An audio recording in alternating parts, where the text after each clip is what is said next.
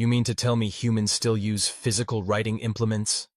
The Thraxian diplomats' crystalline appendages twitched in what their species considered laughter. How quaint. I fought the urge to stab said writing implement directly into one of their prismatic eye stalks. Instead, I smiled pleasantly and continued taking notes the old-fashioned way, with my trusty ballpoint pen and paper notebook. Sure, we had neural interfaces and quantum data tablets like everyone else in the Galactic Confederation, but sometimes you just needed the satisfying scratch of ink on paper to properly convey your mounting irritation with alien diplomats. Ambassador Reynolds, while we appreciate Earth's enthusiasm for joining the Confederation, you must understand that your species is still quite primitive by our standards, the diplomat continued, their prismatic form refracting the meeting room's light into dancing patterns that were probably supposed to convey superiority, but mostly just gave me a headache. Why, you've only achieved faster-than-light travel in the last century. My colleague Dr. Patel coughed politely beside me. She was probably trying to remind me that punching a crystalline alien diplomat would cause an interstellar incident, no matter how satisfying it might be. She was right, of course. She usually was. With all due respect, Ambassador Thrix, I said, keeping my tone carefully neutral. Humanity's primitive nature hasn't stopped us from solving the Rigelian energy crisis or developing the quantum fold drive that your species now uses in all your ships. The crystal alien's form clouded slightly, their equivalent of a dismissive wave. Yes, a few lucky discoveries, but you still haven't even mastered basic telepathic communication. Why, your species still primarily communicates through crude vocalization and written symbols. That's when Dr. Patel smiled. It was the kind of smile that made me very glad she was on our side. Speaking of written symbols, she said sweetly, I couldn't help but notice the ancient inscriptions in your Temple of Ancestors during our cultural exchange last week. Fascinating stuff. The grammatical structure seemed oddly familiar.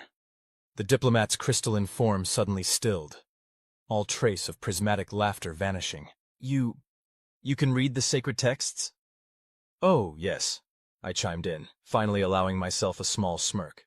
In fact, most human children learn the basics of Latin by the time they're teenagers. Fascinating how your species' ancestral language bears such a striking resemblance to a primitive human tongue, isn't it? The temperature in the room dropped several degrees as the Thraxians' crystalline form began to vibrate in what I recognized as their version of extreme distress. That's impossible. The sacred language was gifted to us by the Starwalkers themselves. It predates your entire civilization. Dr. Patel pulled out her tablet, sometimes you need digital precision over satisfying pen scratches, and projected a holographic comparison of Latin text alongside the Thraxians' sacred texts. Note the identical sentence structure, conjugation patterns, and even some remarkably similar root words. Would you like me to translate a few passages? I'm particularly interested in this section about naval victories, though I suspect your ancestors might have misinterpreted some of Julius Caesar's more nautical metaphors. The next few hours were, quite frankly, hilarious.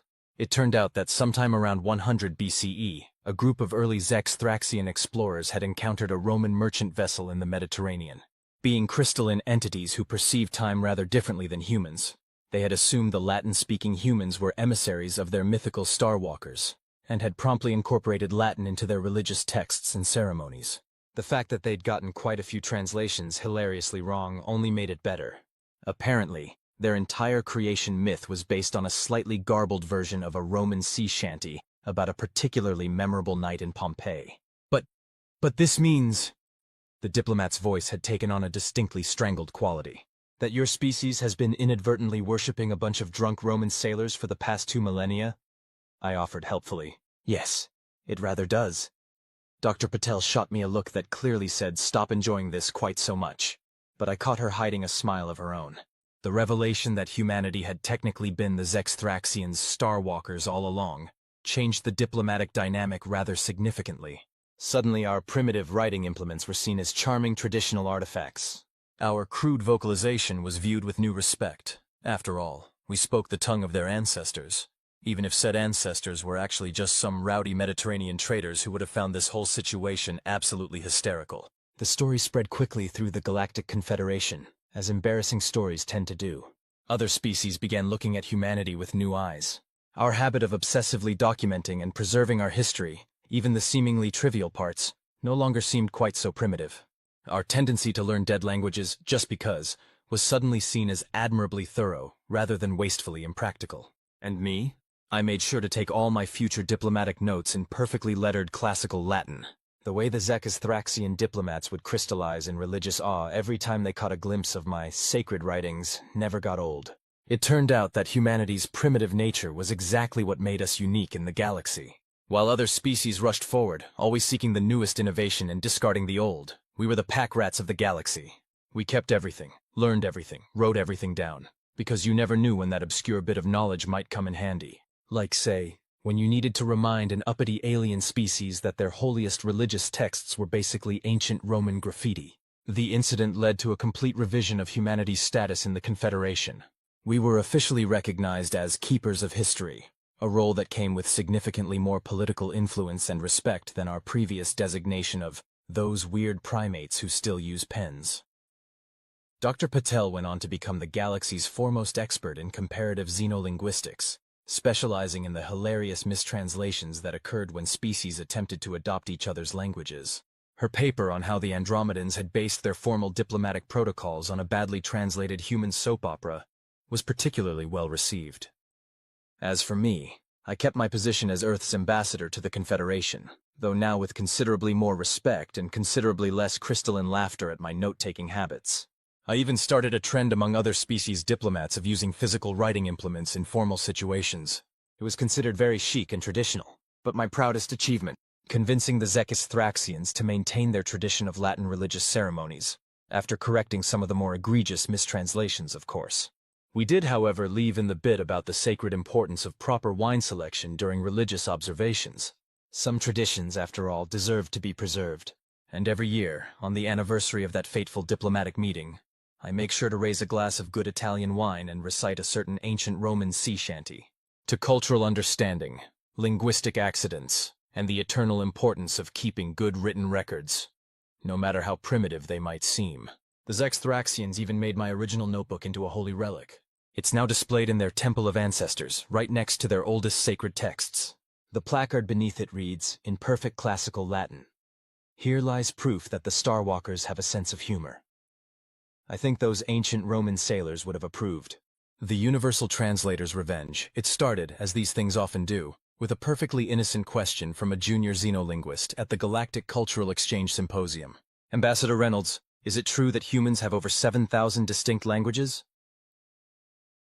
I was in the middle of my keynote speech about the importance of preserving primitive communication methods when the question came up. The assembled delegates, a rainbow of crystalline, gaseous, and various tentacled forms, all turned their attention organs in my direction. "Actually," I replied, unable to resist showing off a bit, "it's closer to 7,151 at last count, though about 40% of those are at risk of extinction. We're working on preservation efforts." The resulting cascade of shocked whispers, crystalline vibrations, and tentacle rustlings nearly drowned out the next question from a hovering cloud of sentient plasma. "But why? Surely 1 or 2 languages would be sufficient for your species' needs?" Dr. Patel, who was sharing the stage with me, mostly to keep me from causing any more diplomatic incidents, stepped forward with that particular gleam in her eye that meant someone was about to get educated, whether they liked it or not. "Oh, you'd think so, wouldn't you?" she said sweetly. "But tell me, how many of your species have managed to crack the precursor paradoxes?" The plasma being condensed slightly. Their version of embarrassment. Everyone knew about the mysterious mathematical puzzles left behind by the precursors, the supposedly extinct species that had preceded all known galactic civilizations. The puzzles, written in an unknown script that defied all translation efforts, had stumped the greatest minds in the Confederation for millennia. None, of course, the plasma being admitted. The script is impossible to decode. Even our most advanced AI systems can't. "We solved 3 of them last month," I interrupted casually, examining my primitive writing implement with exaggerated interest. Turns out they were written in a variant of Proto-Indo-European, with some interesting grammatical influences from what appears to be ancient Sanskrit. The symposium hall erupted in chaos. The Thraxians, still sensitive about the whole Latin incident, began vibrating at frequencies that threatened to shatter the windows. The plasma beings started rapidly cycling through colors that weren't supposed to exist in our dimension, and the tentacled HFYians just sort of deflated. "But that's not even the fun part," Dr. Patel continued, clearly enjoying herself. "The first paradox? It's a recipe for something remarkably similar to curry. The second appears to be instructions for brewing a beverage that bears a striking resemblance to mead. And the third, she paused for dramatic effect, is a collection of what humans would call dad jokes. I had to bite my lip to keep from laughing at the collective existential crisis this revelation triggered among our alien colleagues. The idea that the mysterious precursors, those mythical beings of supreme intelligence and technological advancement, had left behind their equivalent of a cookbook and joke book was apparently too much for some species to handle. Though I have to admit, I added, some of the puns work better in Sanskrit. The implications of this discovery were staggering. Either the precursors had been far more similar to humans than anyone had imagined, or, and this was the possibility that had the Confederation's xenoarchaeologists breaking out in cold sweats, humans were somehow descended from the precursors themselves. The fact that we'd solved millennia-old mathematical paradoxes because we happened to have scholars who studied dead languages for fun only added to humanity's growing reputation as the galaxy's weird but useful custodians of knowledge. But surely, a crystalline diplomat ventured, still vibrating slightly from the shock. Surely you don't need quite so many languages just to preserve knowledge. Need? No, Dr. Patel admitted. But want? Absolutely. You see, each human language represents a unique way of looking at the universe. Take the word time, for example. Some human languages treat it as a river flowing from future to past. Others see it as a stationary landscape we move through. Some don't treat it as a linear concept at all. The Hopi language, I chimed in, doesn't even have tenses the way most languages do. They view time more as, let's call it a continuous cycle of manifestation and revelation. The plasma being had turned a fascinating shade of ultraviolet. Are you saying humans can think in different dimensional frameworks just by switching languages? More or less, I shrugged. It comes in handy when dealing with species that perceive reality differently than we do. Why do you think humans adapted so quickly to communicating with fourth-dimensional beings? This led to another round of chaotic reactions, including what I'm pretty sure was a minor religious crisis among the Thraxians. Again, the symposium eventually had to be adjourned early when someone pointed out that if humans could think in multiple dimensional frameworks, and the precursors had used human-like languages, then maybe humans weren't so much primitive as fundamental to the galaxy's development. The resulting philosophical meltdown was one for the history books. Literally. I made sure to write it down in my notebook, which by now had achieved almost mythical status among certain species. As we left the symposium hall, stepping carefully around a group of crystalline beings who appeared to be having an existential crisis in the corner, Dr. Patel turned to me with a raised eyebrow. You didn't tell them about the fourth paradox, did you? You mean the one that's basically an ancient meme? No, I grinned. I thought we should save something for next year's symposium. Besides, I'm not sure the galaxy is ready to learn that the precursors had what appears to be a prehistoric version of cat videos. She nodded sagely. Probably wise, though I am looking forward to explaining how we figured out their numbering system because it resembles Egyptian hieroglyphs crossed with Mesopotamian cuneiform. One existential crisis at a time, Dr. Patel. One existential crisis at a time. We headed to the diplomatic lounge, where I pulled out a bottle of that good Italian wine I keep around for special occasions. After all, it's not every day you get to watch the entire Galactic Diplomatic Corps question everything they thought they knew about the universe because humans just couldn't stop learning languages. As we sipped our wine, I made a mental note to update the placard under my notebook in the Thraxian temple. Perhaps something like, "Here lies proof that the Star Walkers have a sense of humor, and possibly invented memes." The universe, it seemed, had a sense of humor after all. It just needed humans around to get the jokes. The universal grammar strikes back. The thing about causing multiple existential crises among alien species is that eventually, they start trying to get even. I really should have seen it coming. It began innocently enough.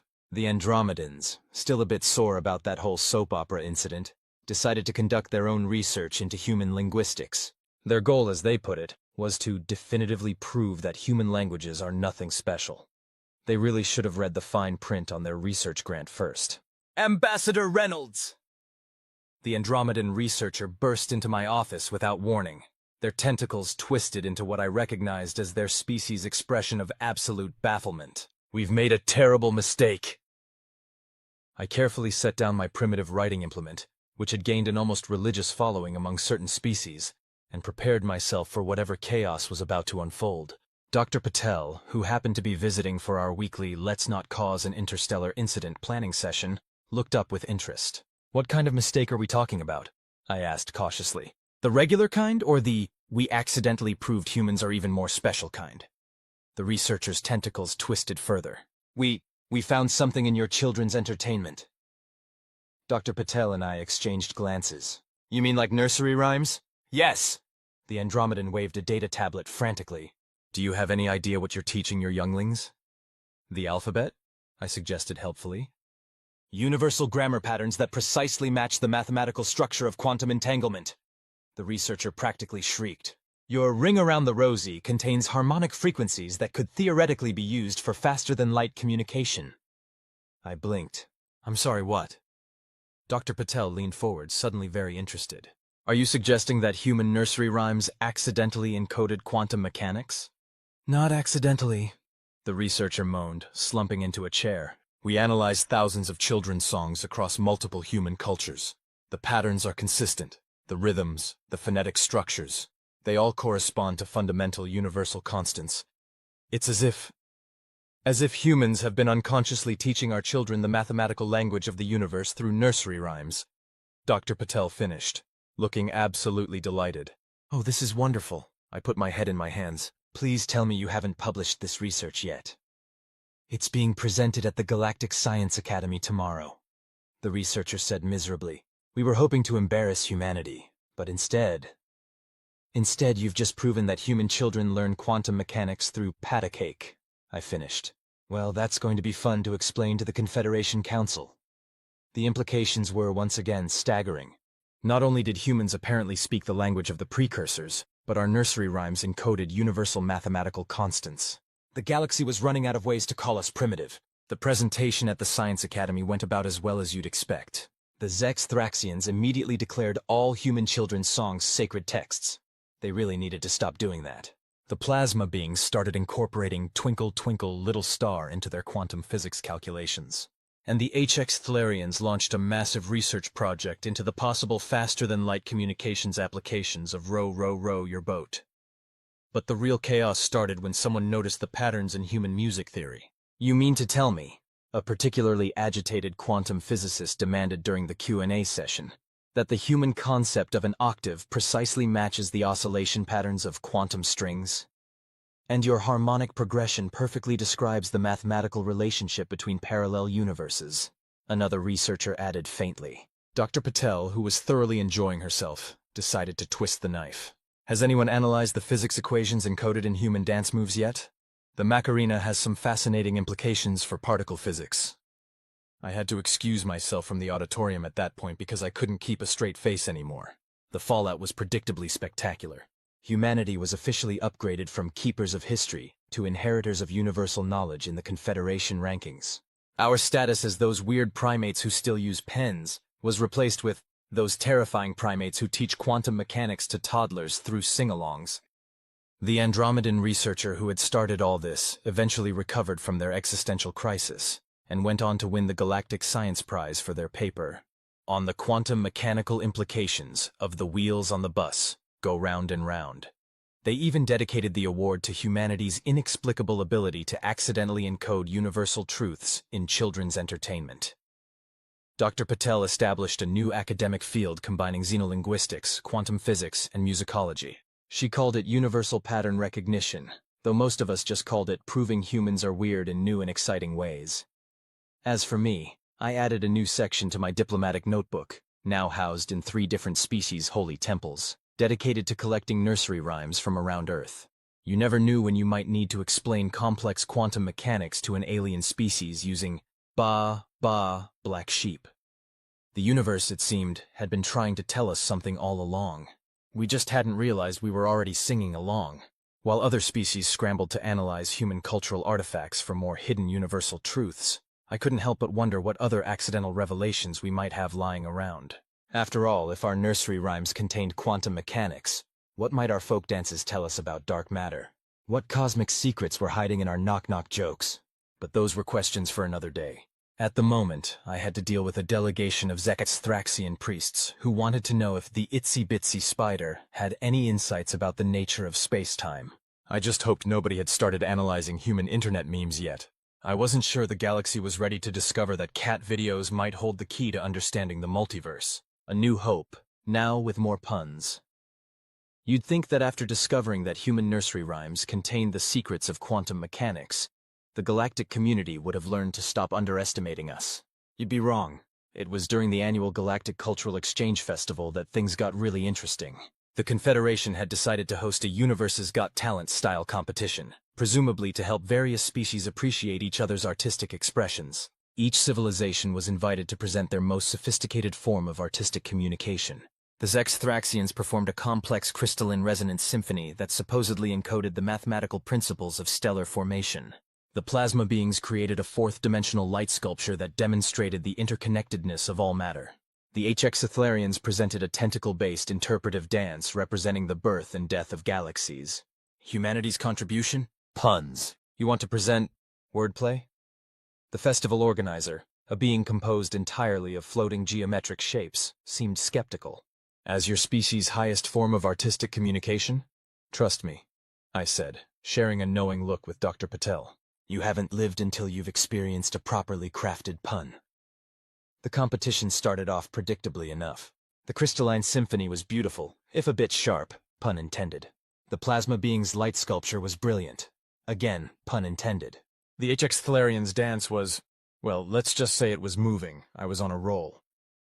Then came humanity's presentation.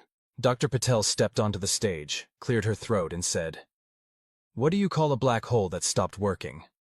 "A wholesome failure." The silence was deafening. Then, suddenly, every quantum physicist in the audience burst out laughing.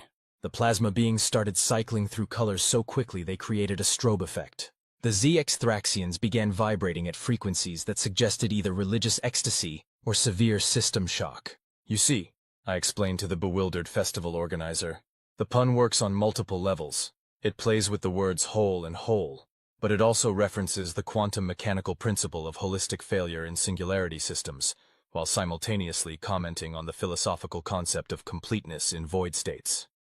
But that's impossible," the organizer sputtered, their geometric shapes rearranging in distress. "No single communication form could encode that much information in so few words." Dr. Patel wasn't done. "Why did the quantum mechanic cross the road?" "Because they were simultaneously on both sides."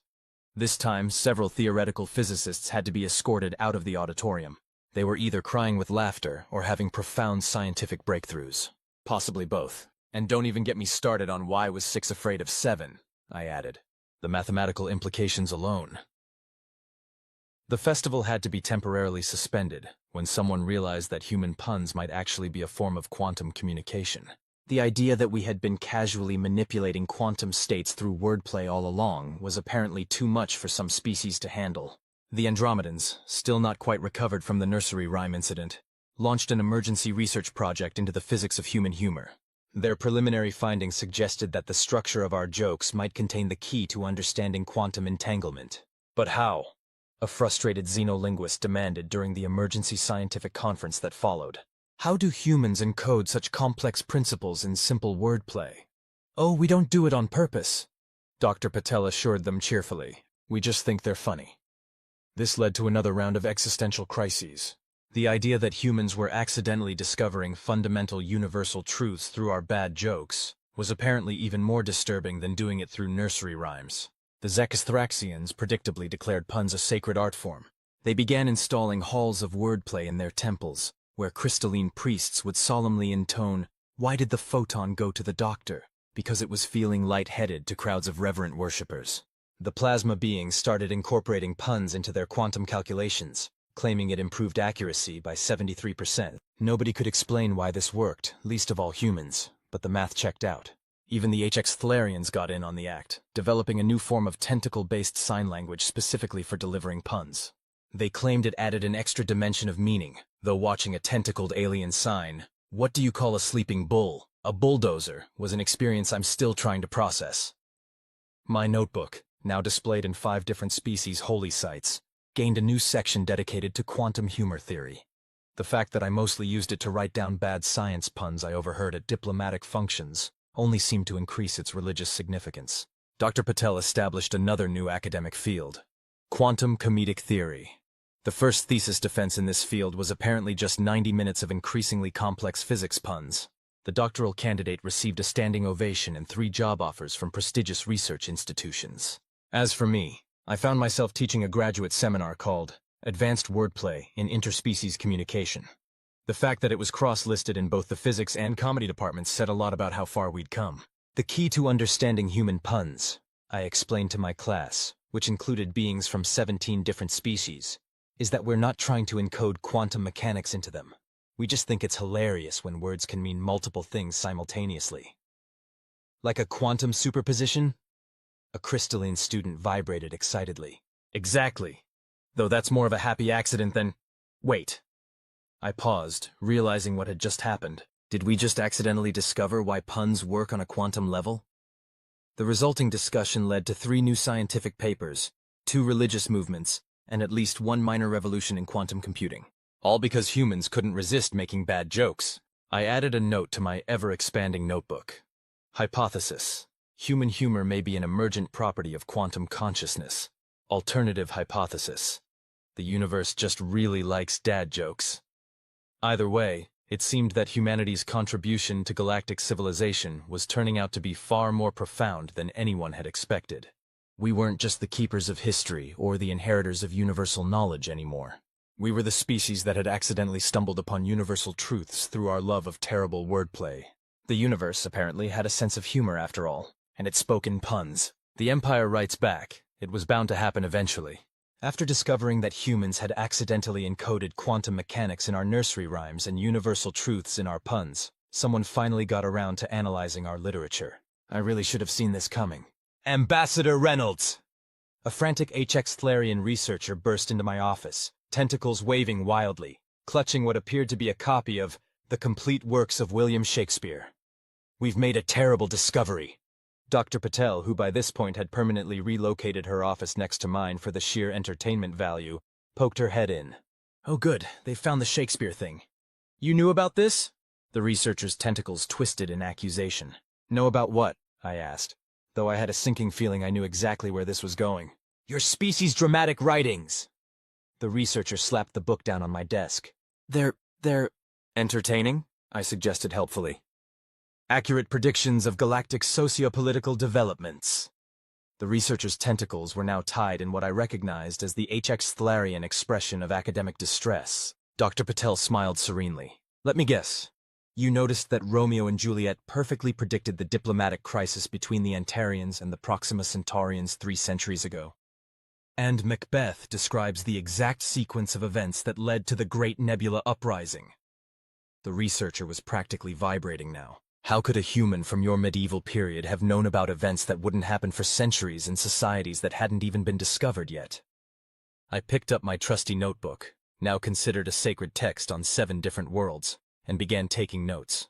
This was going to be good. Oh, that's nothing, Dr. Patel said cheerfully. Wait until they analyze A Midsummer Night's Dream and realize it's actually a perfectly accurate description of quantum fairy field theory. The researcher's tentacles went completely limp. What? And The Tempest is basically a user manual for manipulating space-time, I added helpfully, though the iambic pentameter makes the instructions a bit tricky to follow. The next few weeks were chaos. Every major research institution in the galaxy suddenly wanted to analyze human literature. They found that Greek tragedies perfectly mapped the life cycles of stars. Ancient epic poems contained accurate descriptions of dark matter distribution. And don't even get me started on what they found in modernist poetry. But how? Demanded the head of the Galactic Literary Analysis Board during an emergency session. How could pre-spaceflight humans have known these things? We didn't, I explained, trying not to laugh at their existential confusion. We just really like telling stories. This led to another round of cosmic revelations. It turned out that human metaphors had an uncanny way of describing universal truths we hadn't consciously discovered yet. Every time a poet had described love as a gravitational force, they had accidentally stumbled upon actual gravitational principles. When Shakespeare wrote about the music of the spheres, he had somehow accurately described the harmonic frequencies of planetary rotation. The Xenobiologists, predictably, declared all human literature sacred texts. Their temples now featured dramatic readings of Hamlet alongside their Latin ceremonies. The fact that they performed it in crystal form, with each character represented by a different crystalline frequency, actually made for quite impressive theater. The plasma beings began incorporating human literary analysis into their scientific methodologies.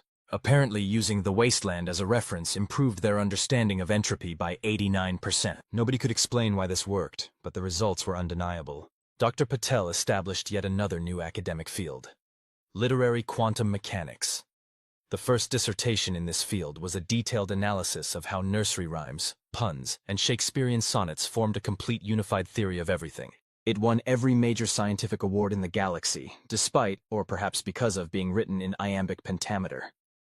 My notebook gained another section, this one dedicated to tracking which human literary works were accidentally predicting current galactic events. It turned out that Much Ado About Nothing was surprisingly relevant to modern quantum vacuum theory.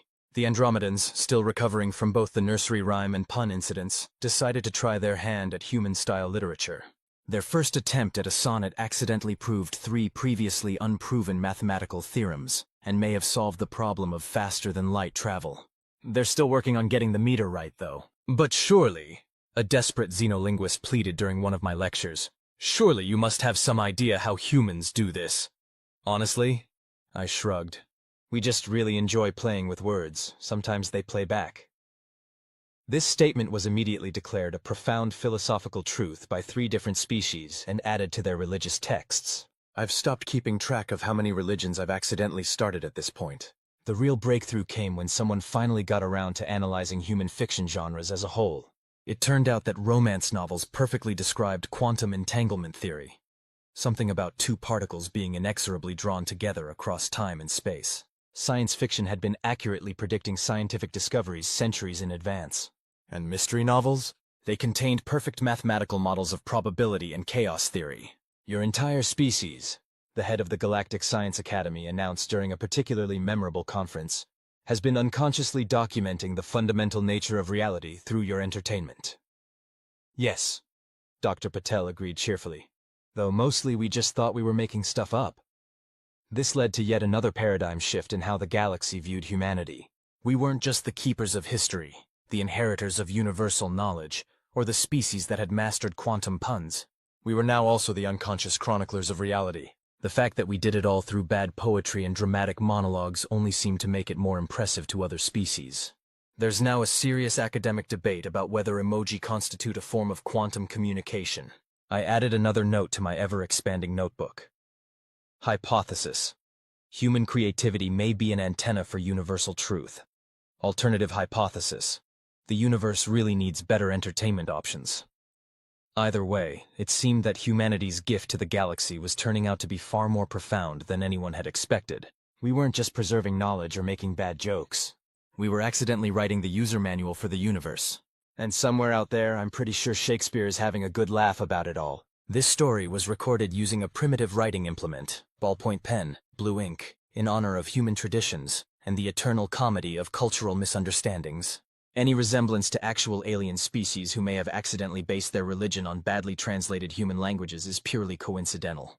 The quantum mechanical implications of to be or not to be are still being calculated. Probably. Son.